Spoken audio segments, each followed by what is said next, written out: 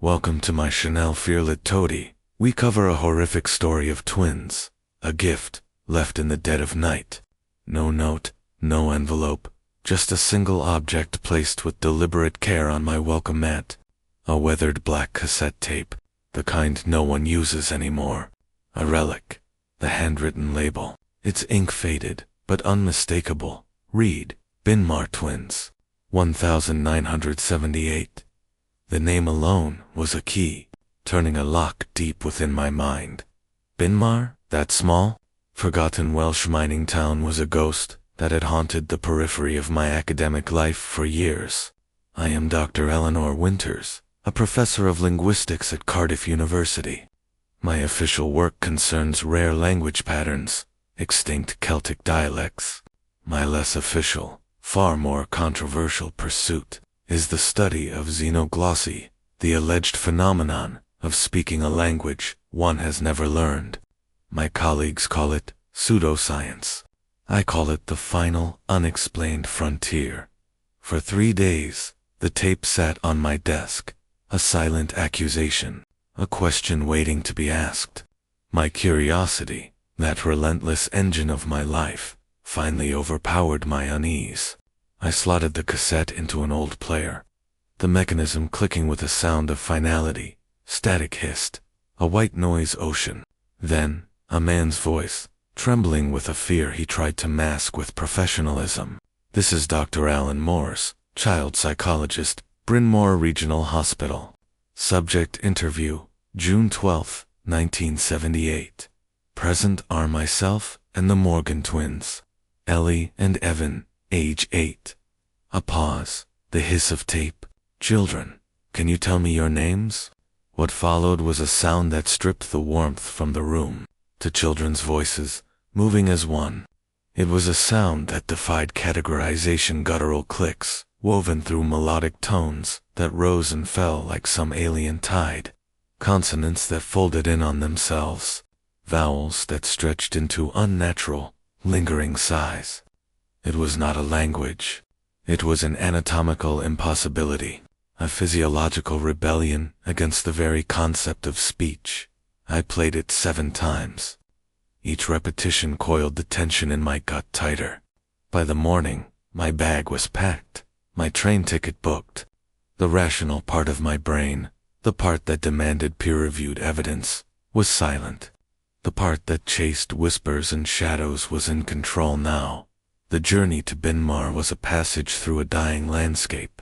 Green valleys gave way to the skeletal remains of industry, abandon, mining towns clinging to hillsides like lichen on a tombstone.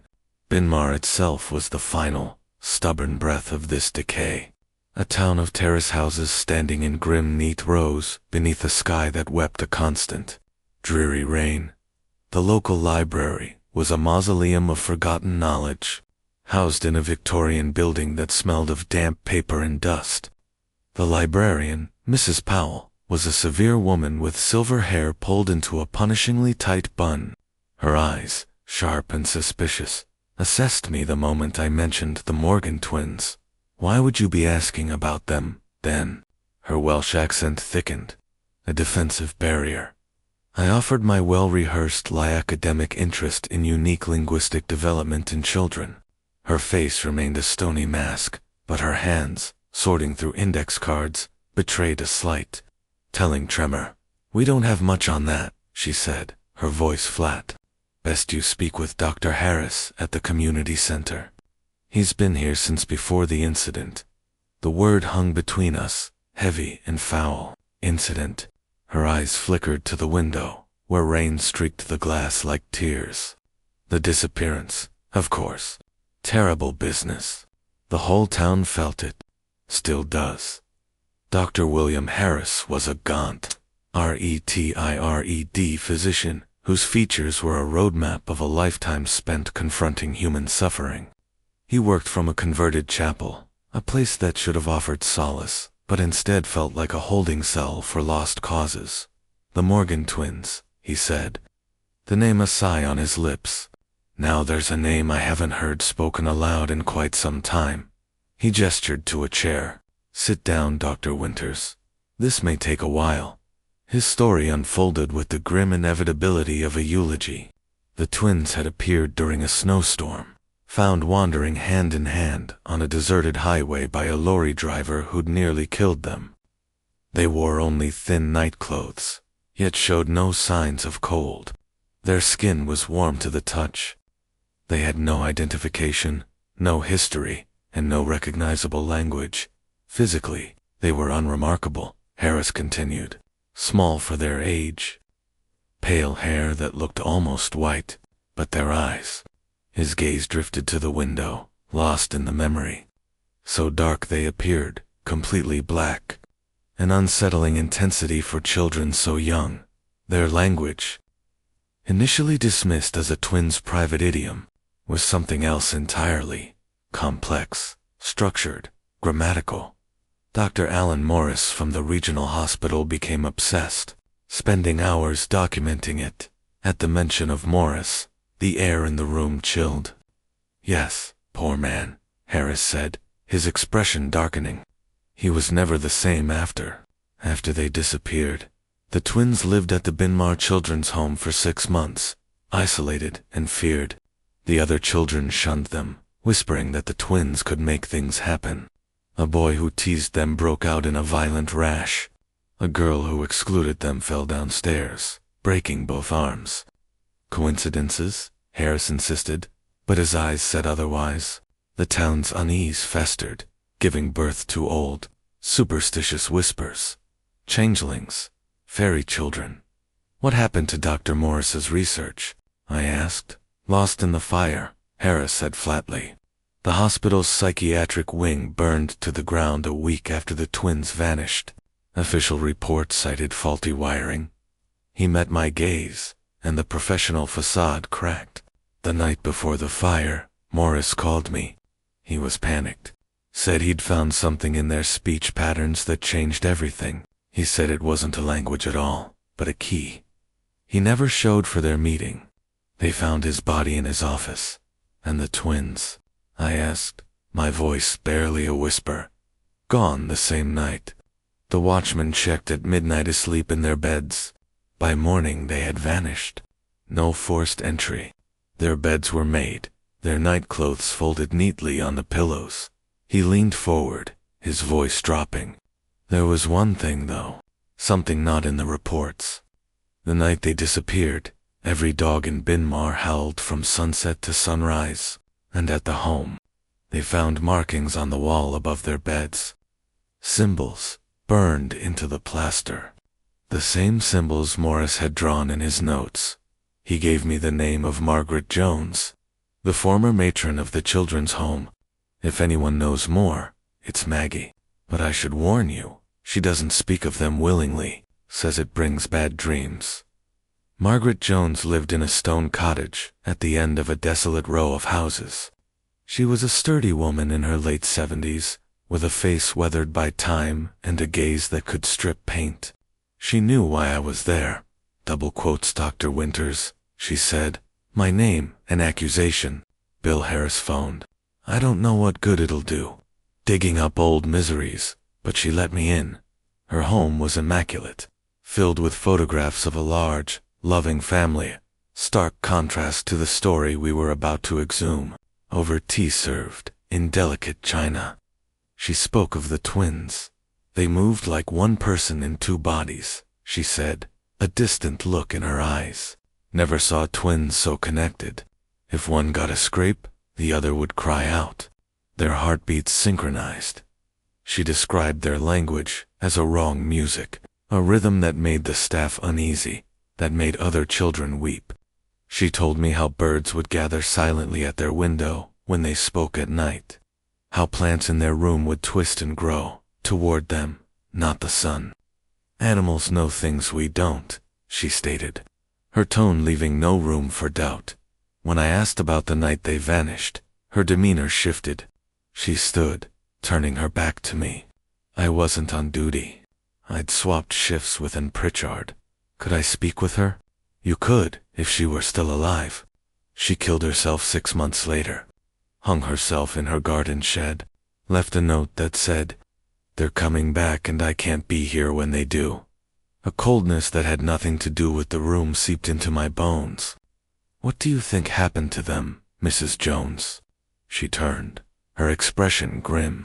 Some questions are better left unanswered, but she crossed to a locked cabinet, retrieving a small, unvarnished pine box with a brass clasp. It was surprisingly heavy. "Anne gave me this, made me promise to keep it safe, but never to open it. Said if anyone ever came asking serious questions, I should pass it on and wash my hands of it." She placed the box in my hands. "Now, it's your burden." As I prepared to leave, she offered one final, chilling piece of information. The day before they vanished, she'd found the twins in the garden, drawing their symbols in the dirt.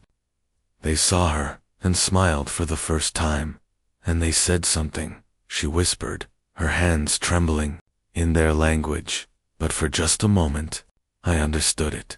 They said, "The door opens when the stars align." I took a room at the Red Lion, the only inn in town. The place smelled of damp wool and wood smoke, a centuries-old melancholy seeping from its beams. Alone, I placed in Pritchard's box on the bed. The weight of it felt ominous. Inside was a stained notebook and another cassette tape. The notebook was her diary. Most entries were mundane, but scattered throughout were observations that turned my blood to ice. February 3rd, recorded them speaking tonight. Playing it back gave me a headache so bad I had to lie down. Something about the rhythm makes my teeth ache. February 15th. Dr. Morris was speaking a bit of their language when he left. He looked feverish, said their language has mathematical properties unlike anything in history. March 20th, found them sleepwalking, standing at the window, speaking in unison. They said something that sounded like Igni. I dreamed of dark water all night. The entries grew more frantic. The twins drawing symbols everywhere, speaking in perfect, unaccented English, to repeat the same eerie phrases. "The door is thin here. They're waiting for us. The stars are almost right." The final entry was from the night they disappeared. "They know I'm watching. They smiled at me tonight. It was wrong. Too wide, too many teeth." Dr. Morris called, sounding strange. Said he'd discovered something. Said it's not a language at all, but a key. I'm writing this at my station. They're speaking in whispers, but I can hear them clearly. They're counting down from 100. Not in English, or their language, but in Welsh. Old Welsh, like my grandmother would speak. When they reach 1, what happens? I should check on them, but I'm afraid. God help me. I'm afraid of 2 8-year-old children. With shaking hands, I inserted the cassette. Static. Then Anne's nervous voice. February 3rd. The twins' language. Just a sample.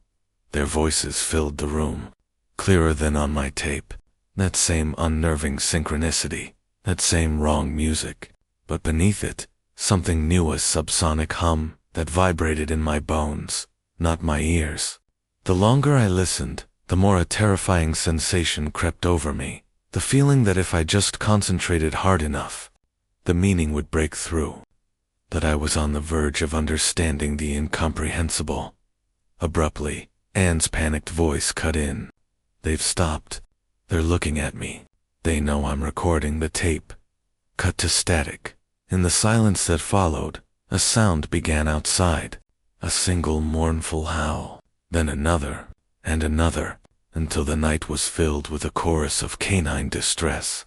A sound of pure, undiluted fear echoing through the empty streets of Binmar. Sleep was impossible. I spent the night drowning in notes, in patterns, in the terrifying cadence of that language. By dawn, a decision was made. I had to see the places. The children's home. The hospital. I had to walk the ground. The site of the children's home was an empty, overgrown lot behind a chain-link fence.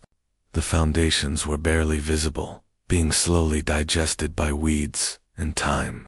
As I stood there, a man walking a border collie approached. "You won't find answers there," he said, his voice rough. "Whatever secrets it had, they're long buried. Did you know the Morgan twins?" His expression shuttered closed. Nobody knew them. Not really. He began to walk away. Please, I called after him. I'm trying to understand. He paused. My sister was at school with them, said they told her they weren't really children at all, just wearing children's bodies for a while. He gave a hollow laugh. Kids' stories. But after they vanished, this town was never the same, like something vital had been taken from it. He glanced at the lot, a shadow crossing his face. I worked the demolition crew in '82. We found things in the walls, bird skeletons, hundreds of them, sealed up in the plaster, and those symbols burned into the wood, the pipes, the wiring. Every man on that crew had nightmares for months, dreams of drowning, of falling, of children calling our names from underground. He left me standing there, the dog casting one last, knowing look back. Binmar Regional Hospital was still standing, though the burned East Wing had never been rebuilt. The receptionist, a young woman untouched by the town's history, directed me to the archives in the basement. Mr. Jenkins, the archivist, was a pale, stooped man who lived amongst flickering fluorescent lights and endless shelves. He provided Dr. Morris's personnel file, which charted a descent from respected professional to delusional, obsessive. The final memo, dated days before the fire, recommended psychiatric evaluation. Dr. Morris claims the twins are communicating with entities through their language, which he now believes is not of human origin. There is something else, Jenkins said conspiratorially, leading me deeper into the archives, to a section where the shelves ended at a bare concrete wall. The fire stopped here. He ran his fingers along a faint discoloration. This wall saved the whole hospital. Then I saw them, faint, shimmering markings on the concrete, visible only from the corner of the eye, the same symbols. They appeared to be burned into the material itself. A professor from Aberystwyth came to study them, Jenkins whispered. A linguist said they resembled Proto-Celtic script, but with elements of something older, pre-human. The board didn't like that. The professor's name, I asked urgently. Davis, something like that. He adjusted his glasses nervously. Just hospital folklore now. As I photographed the symbols, a profound sensation of being watched crawled over my skin. I spun around, but it was only Jenkins, watching me with mild curiosity. You feel it, too, then, he said quietly. Everyone does down here, like someone standing just behind you. Back in my room, at the Red Lion, surrounded by my research, the pieces began to form a terrifying picture. I played Anne's tape again and again. The twins' voice is a hypnotic chant. On the fifth listen, through a fog of fatigue and obsession, the meaning broke through. Not the words, but the intent. They weren't communicating. They were calling, beckoning, summoning. A chill seized me. I stopped the tape. Outside, the howling had begun again, a frantic, fever-pitch cacophony. My phone rang, shattering the silence. An unknown number. Double quotes, Dr. Winters. The voice on the other end was reedy, strained. This is Professor Emrys Davis. I understand you've been asking questions about my work at Binmar Hospital. Professor Davis, how did you? Small communities, Dr. Winters, word travels. Now, I suggest you stop whatever you're doing and leave Binmar immediately. I'm researching the Morgan twins. Their language. I believe you may have insights. It's not a language, he snapped, his voice sharp with desperation. That was Maurice's mistake. He treated it as communication when it's actually incantation. They weren't speaking to us. They were speaking to what waits on the other side of the thin places. The thin places, where the boundary between worlds is permeable. Binmar sits on such a place. The mines didn't just extract coal. They weakened the barrier, and the twins knew it. Professor, I'd like to meet with you, to discuss your research. My research nearly destroyed me, as it destroyed Maurice, as it will destroy you if you continue. He took a shuddering breath.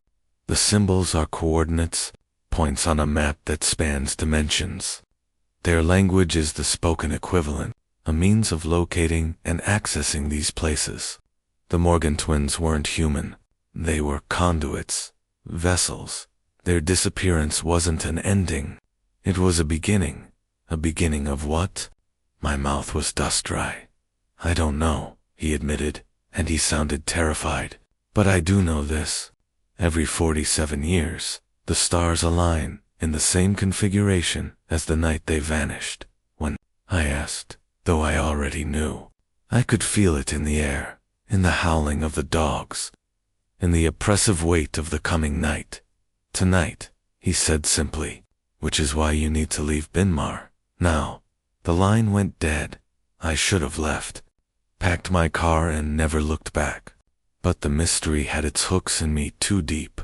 It was a compulsion, a summoning of my own. I gathered my flashlight, my notes, and the cursed cassette player.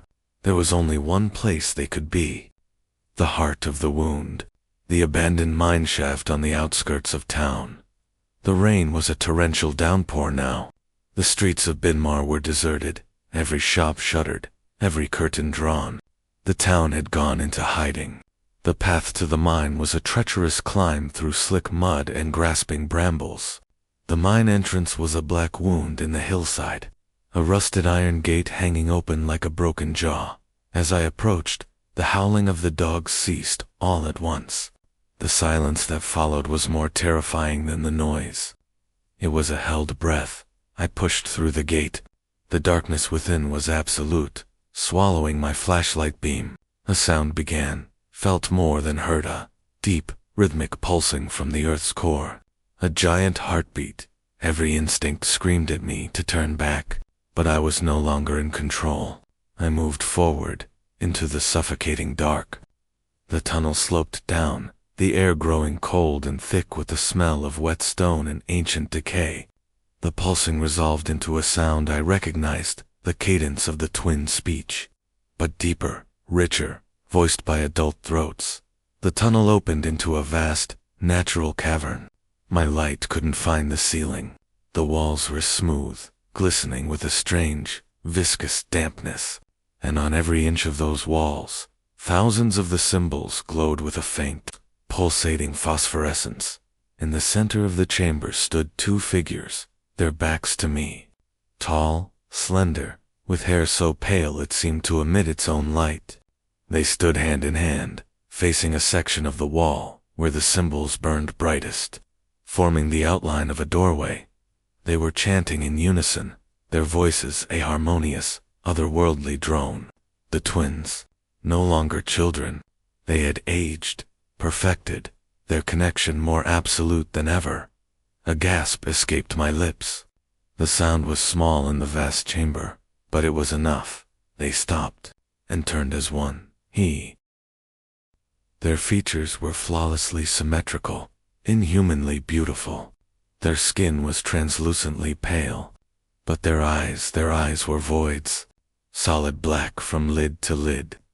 Windows into an endless nothing. Dr. Eleanor Winters, they said together, their voices blending into a single, chilling instrument. You've been looking for us. I was paralyzed, my throat sealed shut by a primal fear. Don't be afraid, they said, their faces expressionless. You've played your part perfectly. The seeking, the questions, the connections forming in your mind. All necessary preparations. Preparations for what?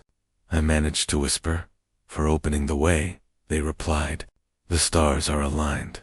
The thin place is at its thinnest. But we needed a third voice to complete the triad. A human voice. Freely offered. I haven't offered anything. Their identical faces split into smiles. Too wide, revealing too many teeth.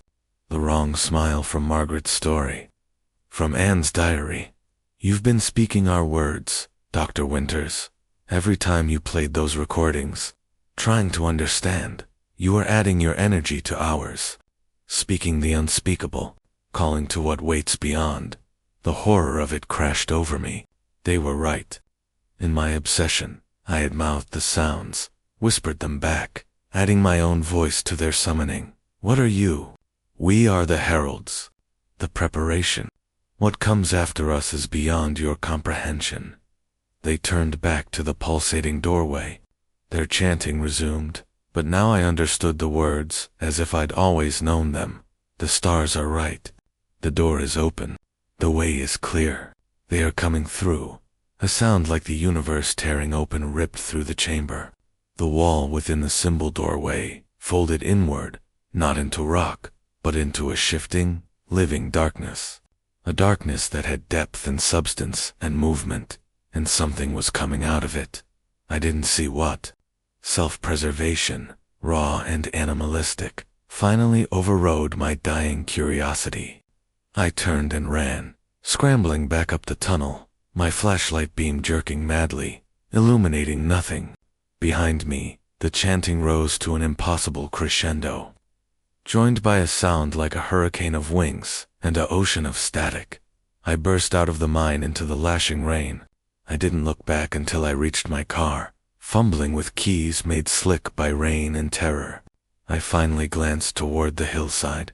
The entire mine entrance was glowing with that same sickly phosphorescence, pulsing like a monstrous heart, and rising from it, swirling into the storm-churned sky, were shapes, dark against the clouds, moving in ways that defied physics, defied biology, defied sanity. Not birds, not bats, hundreds, thousands. An eruption of things from somewhere else, spiraling upward into our world. I drove. I don't remember the drive. I only stopped when the shaking of my hands made it impossible to hold the wheel. I sat in a roadside rest area, trembling, vomiting nothing but fear. In the days that followed, I watched the news, expecting headlines about the end of the world. There was nothing. No reports of strange occurrences in Binmar. No mass disappearances. No phenomena. A week later, I went back. The town was exactly as I'd left it. Quiet, run down, normal. The mine entrance had been sealed with fresh official-looking concrete and a new danger sign. The Red Lion was open, the pub lively. No one mentioned the storm.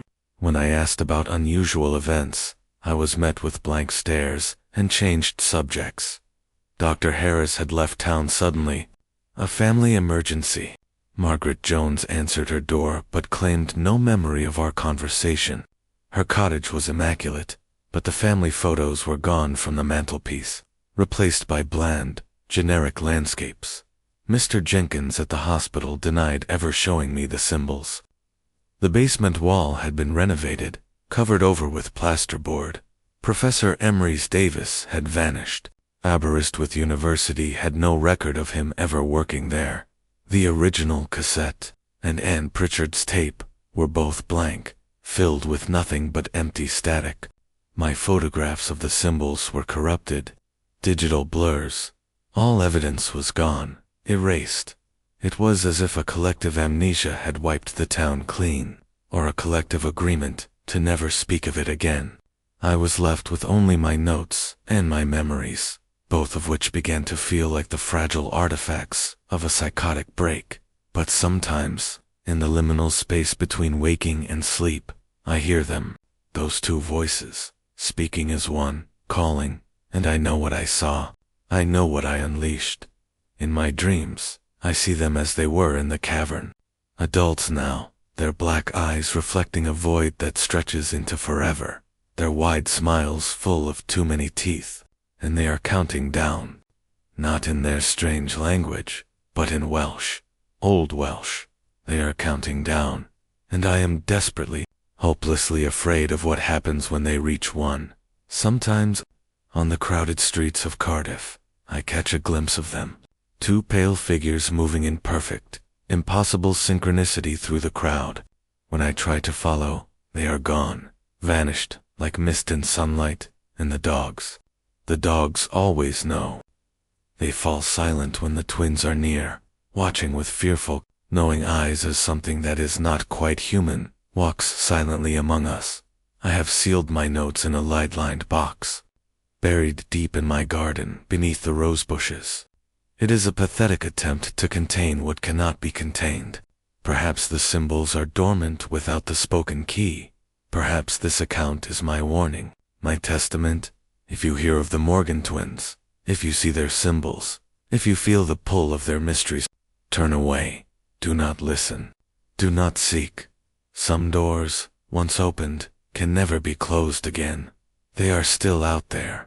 Ellie and Evan, or whatever wears their faces, still speaking their language that is not a language, but a key, still counting down.